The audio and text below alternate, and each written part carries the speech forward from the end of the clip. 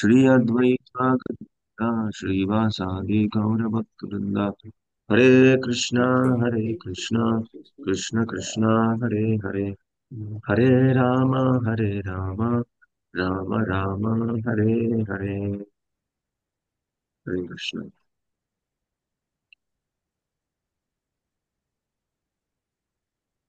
Hare Krishna. So till now, uh, we have discussed five questions of the sages uh, to Sutta Goswami.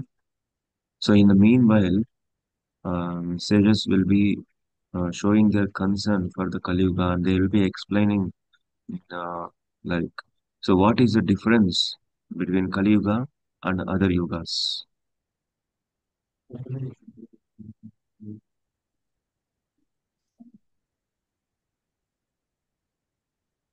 So ఇప్పటి వరకు ఆ, మనము ఈ ఋషిముల్లో అడిగినటువంటి 5 ప్రశ్నలు సూత గోస్వామిని మనం చూసాము. సో ఇప్పుడు కలియుగానికి మరియు ఇతర ఆ, ఒక యుగాలకు ఉన్నటువంటి తేడా ఏదైతే ఉందో అది మనం ఇప్పుడు చూడబోతున్నాం.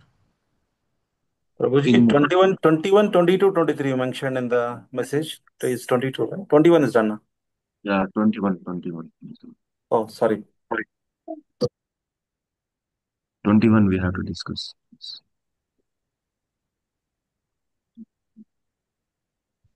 So 21st shloka we will see now, where sages will be explaining. So, what is the danger of Kali Yuga and what is the process of Kali Yuga to get ultimate benefit?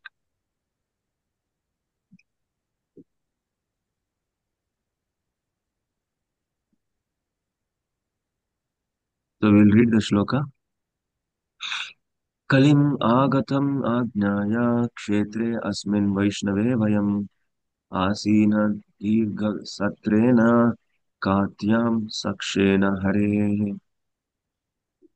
So, here you see the translation.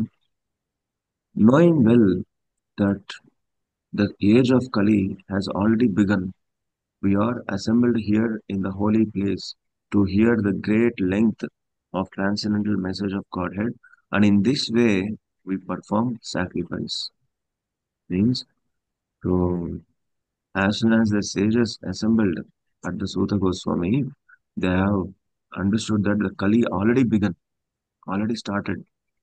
So that's why they have stopped the great sacrifice, great yajna, because in Kali Yuga, yajnas and homas are abandoned. Just like in previous classes, we have told the five things were abandoned, five things are prevented in Kali Yuga. That's why they have stopped those great sacrifice yajna, and they are simply sitting and hearing from Sutta Goswami, which is the ultimate benefit of Kali Yuga. So ఇక్కడ ఈ శ్లోకంలో ఏం చెప్తున్నారంటే, ఎప్పుడైతే ఋషిమునులందరూ కూడా నైమిషారణ్యంకి వచ్చి అక్కడ వింటున్నారో, అప్పుడు వచ్చినప్పుడు వాళ్ళందరూ అనుకుంటారనమాట, ఇప్పుడు ఆల్రెడీ కలియుగం స్టార్ట్ అయిపోయింది. సో అందుకనే ఈ కలియుగంలో ఈ యజ్ఞాలు హోమాలు అనేటివి అంత పని చేయవన్నమాట. అంటే మనం అంత నిష్ఠగా చేయలేమన్నమాట కలియుగంలో. అందుకే ఆ యజ్ఞాలు హోమాలు చేయడం అన్ని వదిలేసి వాళ్ళు ఆ ఏకంగా భగవంతుని గురించి వినడం తప్ప వేరే ఏమి పని పెట్టుకోకుండా సో ఇక్కడ వచ్చి కూర్చున్నారు అనమాట ఋషిములందరూ కూడా భగవంతుని గురించి వినాలనేసి. So we all know that we have four yugas: Satyuga, Treta Yuga, Dwapar Yuga, Kali Yuga. So a living entity, whichever yuga they belong to, the common ultimate goal for all the living entities is self-realization. So ఇక్కడ మనం చూడొచ్చు, మనకు 4 యుగాలు ఉన్నాయన్నమాట: సత్యయుగము, త్రేతాయుగము, ద్వాపర యుగము, కలియుగము. దీంట్లో ఈ 4 యుగాల్లోనూ అందరి యొక్క గమ్యము, గురి ఏంటంటే జీవితంలో సెల్ఫ్ రియలైజ్ అవ్వడం, అంటే ఆత్మ సాక్షాత్కారం అవ్వడం. Whichever yuga they belong to, if they are belong to Satyuga, if they are belong to Treta Yuga, if they belong to Dwapar Yuga or Kali Yuga, whichever yuga they belong to, the common ultimate goal for all the living entities is self-realization.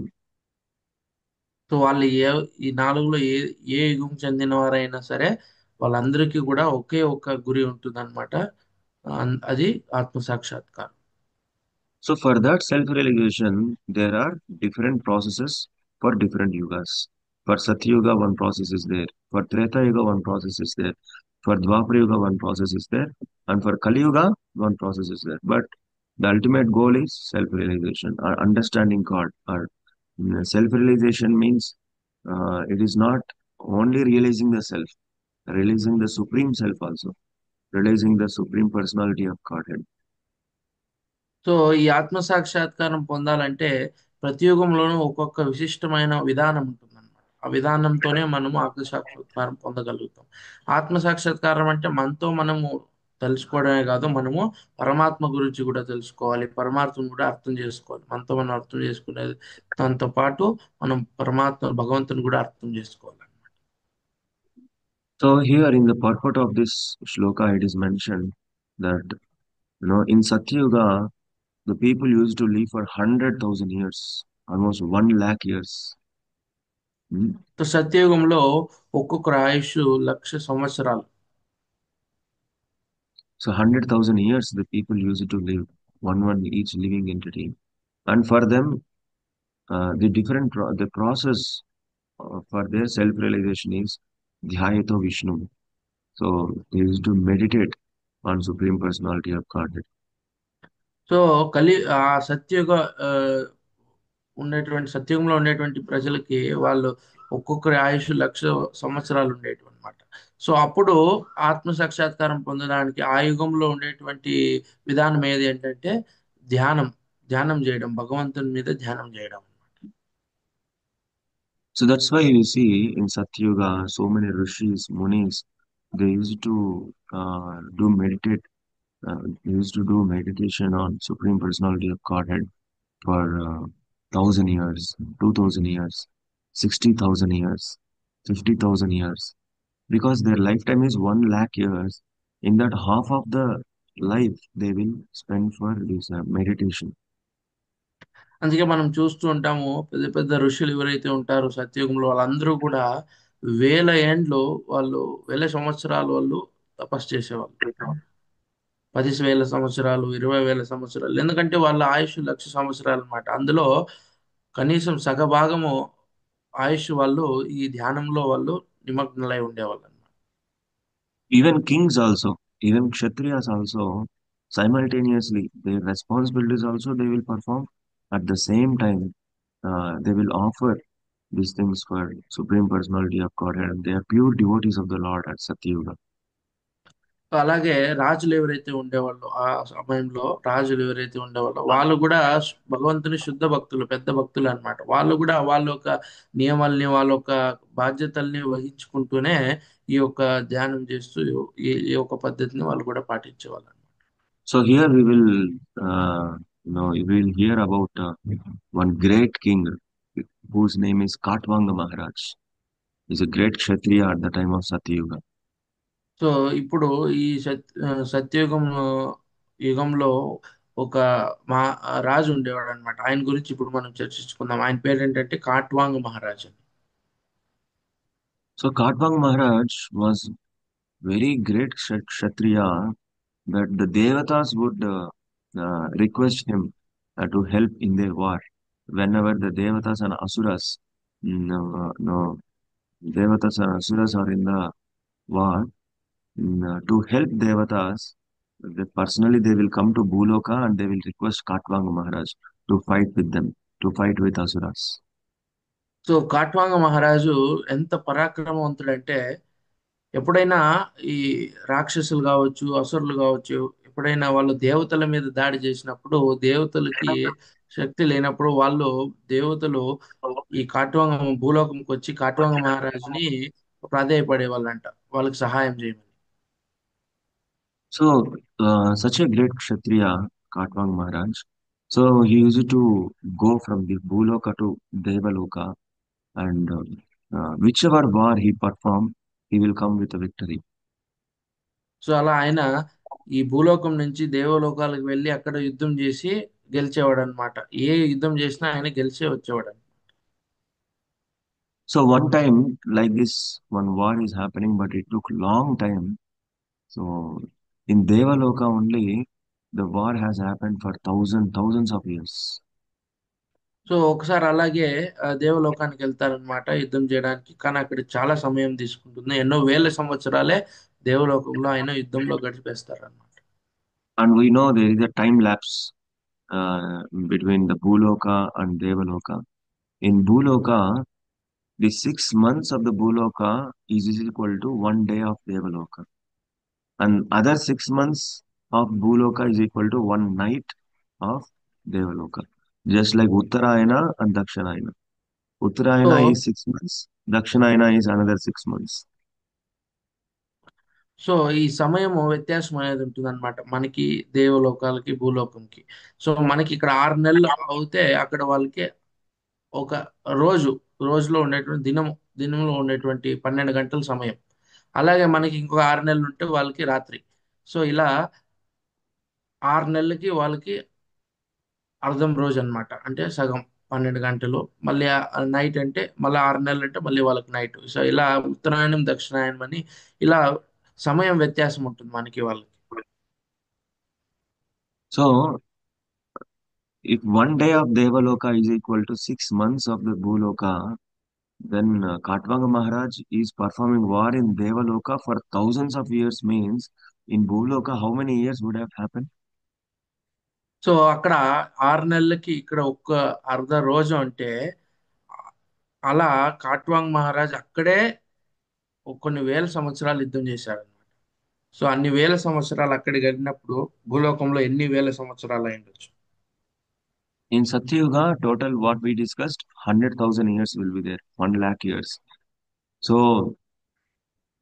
he performed Yuddha, he performed war there, and at last he become victory by seeing the you know um, strength of Katwang Maharaj. Indradev became pleased, and Lord Indra will ask Katwang Maharaj, whatever you want, you ask, I will give. Like that. So అలా అన్ని వేల సంవత్సరాలు అక్కడ యుద్ధం చేసిన తర్వాత ఆయన యుద్ధంలో గెలుస్తాడనమాట. గెలిచినప్పుడు ఇంద్రుడు చాలా సంతృప్తి అవుతాడనమాట. ఇంద్రుడు చాలా సంతృప్తి అవి ఇంద్రుడు అడుగుతాడనమాట ఆ కాట్వాంగ్ మహారాజుని. సో నీకేం కావాలో కోరుకోండి నేను ఇస్తాను అనేసి అడుగుతాడు. So Katwang Maharaj did not ask anything materially. I want another Devaloka like this. No, I want to enjoy like you as a Indra, how you are enjoying, like that I will enjoy. These kind of things Katwang Maharaj did not ask. He asked one thing, my dear Indra. So here in Devaloka, I performed war for thousands of years. But actually, I am not from this Devaloka. I am from Bhuloka. My lifetime also belongs to Bhuloka as per the calculation. I want only one thing from you. I Only want the to, Slovar. yeah, I wanted to know still how much time is remaining for to my death. He will ask like this. So అప్పుడు ఆ, ఇంద్రుడు అలా అడగగానే so కాట్వాంగ్ Maharaj ఏమి అడగలేదంట. Means ఆయన కోసం ఆయన ఏమి అడగలేదంట. నేను దేవలోకంలో ఉండాలి, మీలా నేను అనుభవించాలి, నేను ఇక్కడే ఉండాలి, నాకు అది ఆ ఐశ్వర్యం కావాలి, ఈ ఐశ్వర్యం కావాలి అని ఏది ఆయన అడగలేదంట. సో ఆయన చెప్పాడంట ఇంద్రునికి, చూడండి నేను ఇక్కడ వేల సంవత్సరాలు నేను యుద్ధం చేశాను, కానీ నా ఆయుష్ అనేది 1,00,000 సంవత్సరాలు మాత్రం. సో అది నేను భూలోక వాసిని, దేవలోక వాసిని కాదు. సో నా క్యాలిక్యులేషన్ ప్రకారం నా ఒక వయస్సు, నా ఒక ఆయుష్ భూలోకం ప్రకారమే ఉంటుంది. కాబట్టి నాకు ఒకటే ఒకటి తెలుసుకోవాలని ఉంది. నా జీవితంలో ఇంక ఎంత సమయం మిగిలి ఉంది నా జీవితంలో, అదొక్కటి నేను తెలుసుకోవాలని అనేసి ఇందరిని అడుగుతాడు అనమాట. Yes, then Lord Indra will close his eyes and he will perceive the length and span of the life of Katwang Maharaj, and then he will declare that, "O Katwang Maharaj, so only one Muhurta Kala is there in your life. Just so అప్పుడు last one Muhurta Kala. Muhurta Kala means just 45 minutes." So అప్పుడు ఇంద్రుడు కళ్ళు మూసుకొని ఆయన ఆ, దివ్య శక్తితో చూస్తారనమాట. చూసి చెప్తారనమాట, ఓ కాట్వాంగ్ మహారాజ్, నీకు ఇంకా ఒక ముహూర్త కాలం మాత్రమే మిగిలి ఉంది అనేసి చెప్తారనమాట. Then Katwang Maharaj says the Danvat Pranam to Lord Indrani, immediately he will leave from Devaloka to directly Bhuloka and he will come to palace. So ఒక ముహూర్త కాలం అంటే 45 నిమిషాలు. సో ఆ ముహూర్త కాలం ముందే ఆయన తెలియగానే ఇంద్రునికి ప్రణామం చేసి ఆయన భూలోకానికి వస్తారనమాట. ఆయన ఒక ఆ అంతఃపురానికి వస్తారు. There he will take darshan of his prescribed deity, worshipping deity Sri Ranganatha, and he will meditate on Ranganatha. And within this Muhurta Kala, he leaves the body by there. While taking darshan, while meditating on Ranganath, he will just leave the body there. So ఆయన ఆ అంతఃపురానికి ఆయన ఒక భవనానికి రాగానే ఆయన ఆయన ఎప్పుడు పూజించేటువంటి ఆ విగ్రహాన్ని ఆయన ఆరాధిస్తారనమాట. ఆరాధన చేస్తారంట. ఏ విగ్రహం అంటే శ్రీ రంగనాథుని విగ్రహం ఉంటుందన్నమాట. వాళ్ళ పరంపర నుంచి ఊ, ఆరాధించుకుంటూ వస్తున్నటువంటి విగ్రహము. సో ఆ విగ్రహాన్ని ఆరాధిస్తూనే ఆ ముహూర్త కాలం అయిన తర్వాత ఆయన అక్కడే శరీరం వదిలేస్తారు. See, the kings also, they were very pious and they were very clarity. So he did not ask, I want to live more. Please increase my lifespan. Please increase my lifetime. No, he did not ask. Even if he would have got a desire, it would have happened. But the Katwang Maharaj did not have any desire on that. He is completely following the as per the rules and regulations and completely satisfied whatever he is doing. So ఇక్కడ కాట్వాంగ్ మహారాజు తన కోసము భౌతికంగా తనేమి అడగలేదన్నమాట. ఎందుకంటే ఆ సమయంలో రాజులు కూడా అంతే శ్రద్ధగా భక్తి చేసేవాళ్ళు, అంతే శుద్ధ భక్తులు అయి ఉండేవాళ్ళు అనమాట. ఆయన అడిగిండొచ్చు, నా ఆయుష్ పెంచండి, నేను ఇంకా కొన్ని వేల సంవత్సరాలు నేను బ్రతకాలి అనేసి. సో ఇంద్రునికి ఆ శక్తి ఉన్నట్టు చేసిండొచ్చు. సో కానీ ఆయన ఇవి ఏమీ అడగలేదన్నమాట. సో ఆయన ఓన్లీ నాకు సమయం ఎంత ఉంది అని అడిగేసి ఆ సమయం తెలుసుకొని వచ్చి భగవంతుని ఆరాధించి అక్కడ శరీరం వదిలారు. Yes. So, do you know that that deity, whatever deity Katwang Maharaj meditated, do you know where that deity exists even today? So అప్పుడు కాట్వాంగ్ మహారాజ్ ఏ విగ్రహానికైతే ఆరాధన చేసేవాళ్ళు, ఏ విగ్రహానికైతే పూజలు చేసేవాళ్ళు, ఆ విగ్రహం ఎక్కడుంది ఇప్పుడు అని మీకు అందరికీ తెలుసా? Can you tell anybody? ఎవరైనా కేరళలో చెప్పగలుగుతారా ప్రభు. తెలిసింటే? Kerala Srirangam. Srirangam. Srirangam. Yes. The same in Tamil Nadu, Srirangam temple is there, no? Sri Ranganatha. The same Vigraha only the Katwanga Maharaj worshipped in Satyuga. So that deity, whatever deity is there in Srirangam, is not like carved in Kali Yuga or Dwapar Yuga. It belongs to Satyuga, Katwanga Maharaj time. So ఆ ఒక్క విగ్రహం ఇప్పుడు ఎక్కడుంది అంటే తమిళనాడులో ఉండేటువంటి శ్రీరంగం ఆలయంలో ఉన్నటువంటి రంగనాథ స్వామినే అప్పుడు కాట్వాంగ మహారాజు ఆరాధించేవాడు అనమాట. సో ఆ ఆ విగ్రహం ఏదైతే ఉందో అది కలియుగంలో చెక్కినటువంటి విగ్రహము కాదు, అది సత్యుగం నాటి విగ్రహము. అప్పుడు కాట్వాంగ మహారాజు కూడా దాన్ని ఆరాధించేవాళ్ళు అనమాట. అది పురాతనమైనటువంటి విగ్రహం. Yeah, actually, this deity is given by Brahma to Manu, and Manu gives this deity to Ikshvaku, and Ikshvaku gives this deity to Katwanga Maharaj, and like this, the Surya Vamsa dynasty, this deity has become a prescribed Archa Vigraha. This Ranganatha Swami, Ranganatha Swami Vigraha. Katwang Maharaj, then Raghu to Dasharatha, then Dasharatha to Lord Sri Ram. Even Lord Sri Ram also worshipped this Ranganatha deity as a family tradition. Then Lord Ram has given this deity to Vibhishan, and the Vibhishan installed this deity at Sri Rangam. So ఇది ఆ సత్యయుగం నాటిది. So ఈ విగ్రహాన్ని బ్రహ్మ మనుకి ఇస్తారనమాట. So మను ఈ విగ్రహాన్ని మళ్ళీ ఇక్ష్వాకుకి ఇస్తారు. సో ఇక్ష్వాకు మళ్ళీ దీన్ని కాట్వాంగ్ మహారాజ్. సో ఇలా వాళ్ళ వంశంలో ఎవరైతే రాజులు వస్తూ ఉంటారో ఆ రాజులు అందరూ కూడా ఈ విగ్రహాన్ని ఆరాధన చేసుకొని వచ్చేవాళ్ళు. మళ్ళీ రఘు అయిన తర్వాత దశరథ మహారాజు వస్తారు. దశరథ మహారాజు అయిన తర్వాత శ్రీరాములు వారు వస్తారు. సో వీళ్ళందరూ కూడా ఆ విగ్రహాన్ని ఆరాధన చేసేవారు అనమాట. ఆ, రామ్ రాముడు ఆ ఒక కాలం అయిన తర్వాత ఆ విగ్రహాన్ని విభీషణుల వారికి ఇస్తారనమాట. విభీషణుల వారు ఆ విగ్రహాన్ని ఇప్పుడు ఉండేటువంటి శ్రీరంగంలో వాళ్ళు ప్రతిష్టాపన చేస్తారు. This is the greatness of Sri Rangam. In this, no, still so many stories are there. Sri Rangam is a Kali Yuga Vaikunta. The Vaikunta just descended from to the Bhuloka. It's a very, very nice place, Sri Rangam. Uh, Whenever we get an opportunity, we should go to Sri Rangam and take darshan of Ranganath. So ఈ రంగనాథ్ శ్రీరంగం అనేది అంత ప్రాముఖ్యమైనది, అంత విశిష్టమైనది. So అది కలియుగ వైకుంఠం అని చెప్తాము. సో ఆ విగ్రహం వైకుంఠం నుంచి వచ్చినట్టే ఉంది. సో అందుకే మనకి ఎప్పుడు వీలైతే మనం అప్పుడు అందరూ వెళ్ళి కూడా ఆ ఒక విగ్రహాన్ని మనం దర్శనం చేసుకోవచ్చు, Ranganatha Swamy. Yes, this is the story of Satyuga. Then coming to Treta Yuga, the people used to live for 10,000 years. Right? And the process of self-realization is Yajato Makai. In Satyuga, we have seen by meditating on Supreme Personality of Godhead, one will go back to his home, like Vaikunta.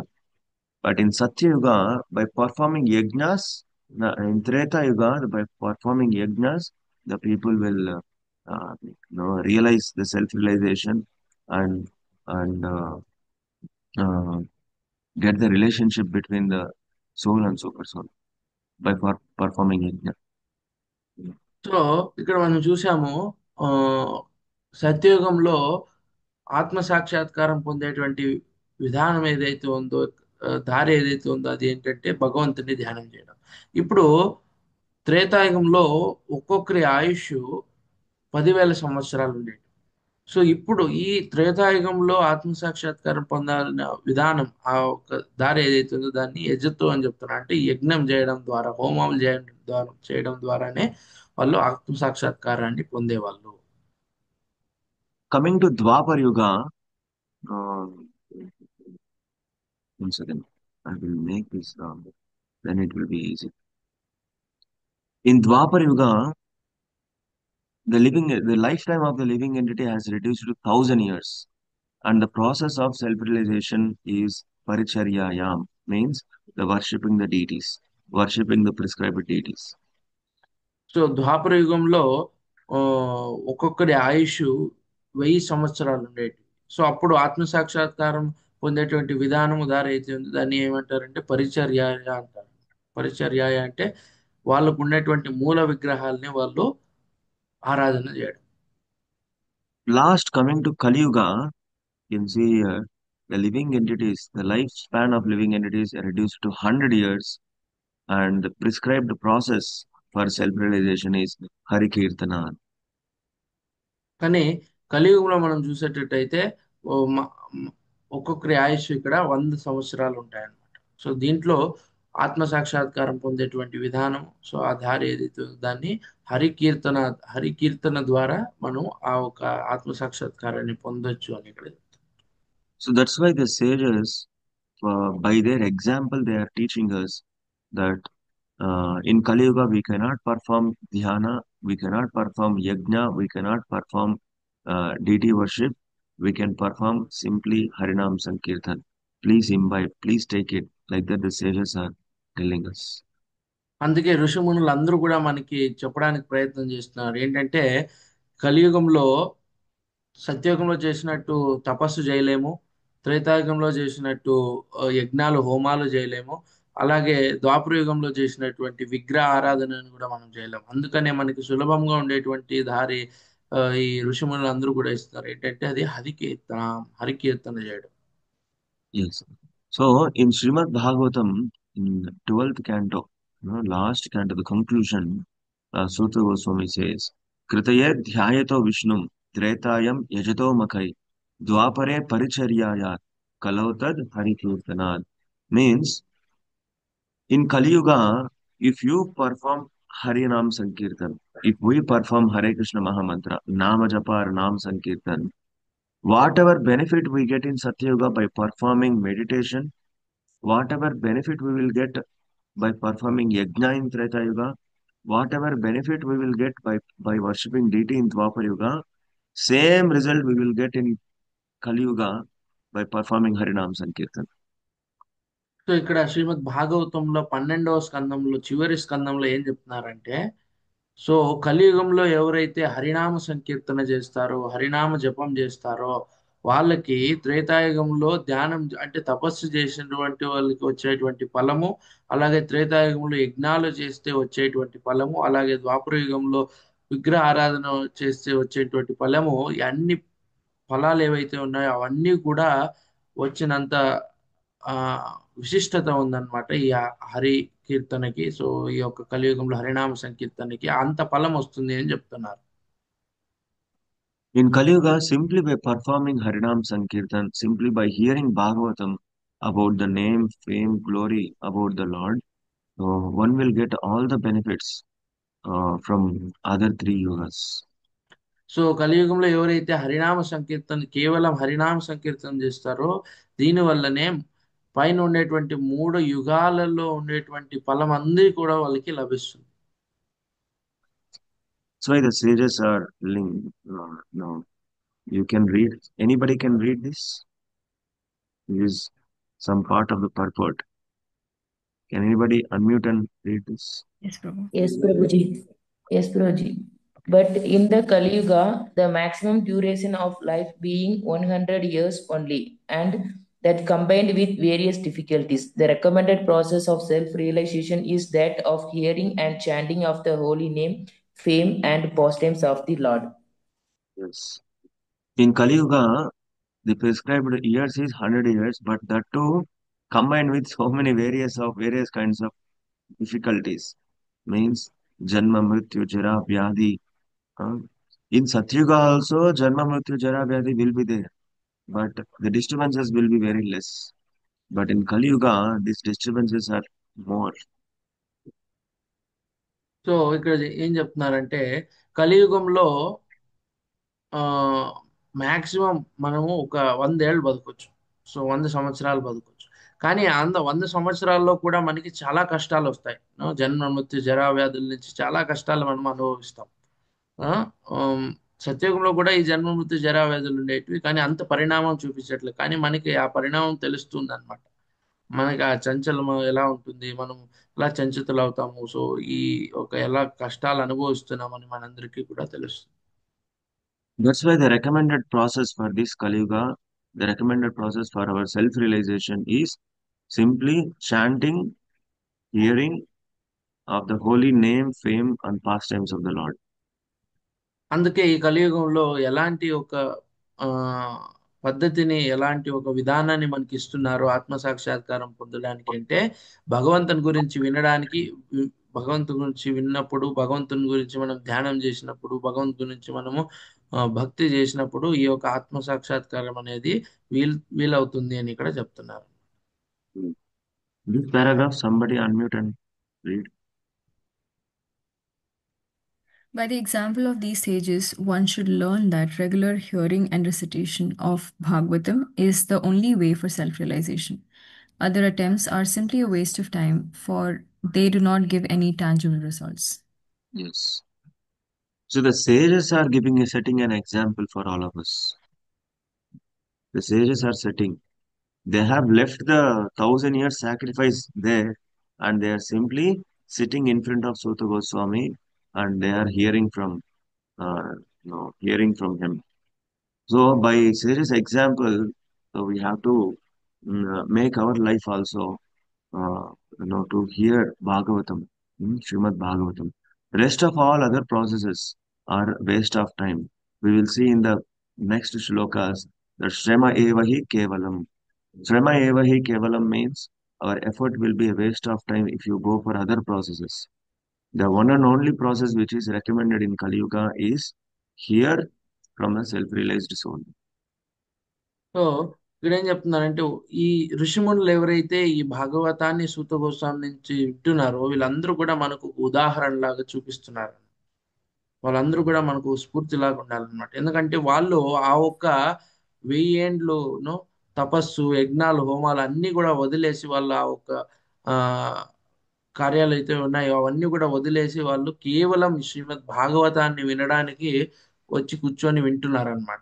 ఇందులోనే మనం చూడొచ్చు వాళ్ళకి ఎంత ఆ ఒక ఆ భావన ఉంది, ఎంత ఆతృత ఉంది భాగవతం వినడానికి అనేసి. అందుకే వాళ్ళందరూ కూడా ఆత్మ సాక్షాత్కారం అనే దారిలో వెళ్తున్నారు అన్నమాట. సో అందుకే మనకు కూడా వాళ్ళు ఒక స్ఫూర్తిగా ఉండాలి, మనకు ఉదాహరణగా వాళ్ళు చూపిస్తున్నారు కాబట్టి మ్, ఈ కలియుగంలో భగవంతు నామం వినడం ద్వారానే, భగవంతుని యొక్క జపం చేయడం ద్వారానే మనకి ఆ ఆత్మ సాక్షాత్కారం అనేది వస్తుంది. అది ఒకే ఒక దారి వల్లే మనకి సాధ్యపడుతుంది అని చెప్తున్నారు. ఇంకే Yes. దారికి వెళ్ళినా కూడా అది మన సమయాన్ని వృధా చేస్తాయి, కానీ ఆ, మనకి రావాల్సినటువంటి కరెక్ట్ అయిన ఆ ఫలం ఏదైతే ఉందో అది మనం పొందలేము. So this one you please read, somebody. Hare Krishna Prabhuji. Lord Sri Chaitanya Mahaprabhu preached this system of Bhagavata Dharma, and he recommended that all those who were born in India should take the responsibility of broadcasting the messages of Lord Krishna. So Lord Chaitanya Mahaprabhu is telling that, so not only hearing Srimad Bhagavatam, so we have to practice it, we have to imbibe it, and also we have to preach this. This responsibility, especially Lord Chaitanya Mahaprabhu is giving for the people who have took birth in India. ఇక్కడ చైతన్య మహాప్రభు చెప్తున్నారు, మనం శ్రీమద్ భాగవతాన్ని వినడమే కాదు, మనం దాన్ని ప్రచారం కూడా చేయాలి. సో విని దాన్ని మన జీవితంలో మనము అలవర్చుకొని సో అప్పుడు మనం ప్రచారం చేయాలి. సో ఇది ఈ యొక్క బాధ్యత భారతదేశంలో ఎవరైతే పుట్టారో జన్మ తీసుకున్నారో వాళ్ళందరి ప్రతి ఒక్కరికి ఈ బాధ్యతని శ్రీ చైతన్య మహాప్రభు వాళ్ళు ప్రత్యేకంగా ఇస్తున్నారు అన్నమాట. So Bharata Bhumi Janma Bhaile Karo Paropakar.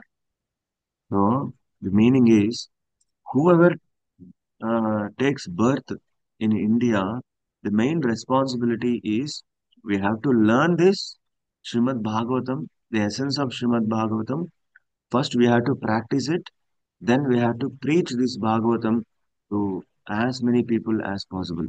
This is the prime responsibility of Indian.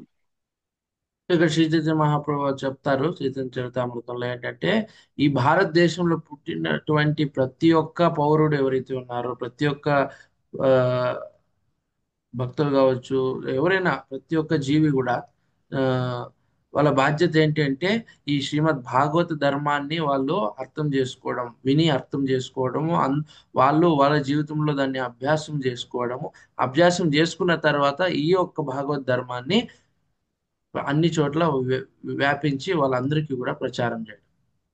So this is the responsibility of an Indian. Then we feel, we say that I am proud to be an Indian. Mera Bharat Mahan. Right? I am an Indian. Like that we will be telling. But what is the prime responsibility of an Indian? Chaitanya Mahaprabhu is telling that first we have to read and hear Bhagavatam. Then we have to read Bhagavatam. hmm, Uh, so after reading, understand Bhagavatam and preach Bhagavatam. So మనం ఎప్పుడు మనం చూస్తుంటాం అనమాట, ప్రజలు చెప్తూ ఉంటారు ఒక్కొక్కరు, నేను భారతీయుణ్ణి, ఆ, నేను దేశభక్తుణ్ణి అని చెప్తూ ఉంటారు అనమాట. కానీ వాళ్ళు ఆ భారతీయులు కావచ్చు, మన ఈ దేశంలో ఉండేటువంటి అందరి ఒక ఆ, ముఖ్య ఉద్దేశం ఏంటి, ముఖ్య బాధ్యత ఏంటి అంటే శ్రీ చైతన్య మహాప్రభు వారు చెప్పినట్టు ఈ భాగవత్ ధర్మాన్ని మనం ప్రచారం చేయడం, ఈ భాగవత్ ధర్మాన్ని మనం అందరికీ చేకూర్చడము, అది మన జీవితంలో కూడా మనం అలవర్చుకొని వేరే అందరికీ కూడా ఈ యొక్క భాగవత్ ధర్మాన్ని ఇవ్వడం. Yes. So if you are doing like this, then you can say, yes, yes, I am Indian. Yes, I am doing this. I am Indian. You can say that. So ఇది చేసినప్పుడు అప్పుడు మనం గర్వం పడవచ్చు అనమాట, నేను భారతీయుని అనేసి మనం అప్పుడు గర్వపడవచ్చు. Yes. So then now all you say, are we all Indians? Yes, yes Prabhu. Are we all Indians? Yes 100% Prabhuji. Yes, Prabhu. Yes. If we are Yes, feeling that, Prabhu. Yeah, if we are feeling that 100% I am Indian, means you have to perform this responsibility. Yeah. What is that responsibility? Hear Bhagavatam daily, understand it, imbibe in your lifestyle, and again preach this Bhagavatam to others.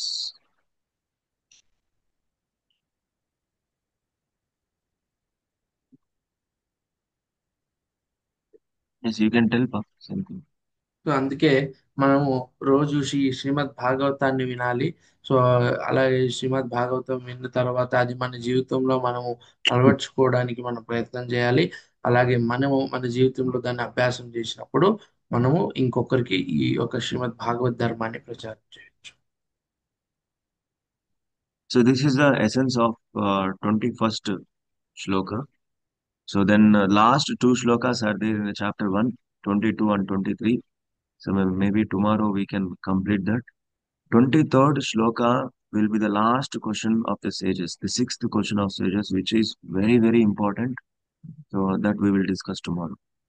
So ఈ రోజు మనం చూసింది 21వ శ్లోకం వంటి సారాంశము. ఇంకా 2 శ్లోకాలు ఉన్నాయి, 22, 23. దాంతో ఈ యొక్క అధ్యాయం అనేది ముగుస్తుంది అనమాట. 23వ శ్లోకంలో మనం చూడొచ్చు, అది ఈ ఋషిమునులు అడిగేటువంటి చివరి ప్రశ్న. సూత గోస్వామికి ఇది చాలా చాలా ముఖ్యమైనటువంటి ప్రశ్న అడుగుతారనమాట. అది మనము రేపటి క్లాస్లో చూద్దాం. So I will stop here. If you have any questions, if you want to share anything, you can share and you can ask. Hare so Krishna ఇక్కడికి మనం ఈ ప్రభుజీ. రోజు ముగించుకుందాం. సో ఎవరికైనా ఏమైనా ప్రశ్నలు ఉంటే, సందేహాలు ఉంటే అడగచ్చు.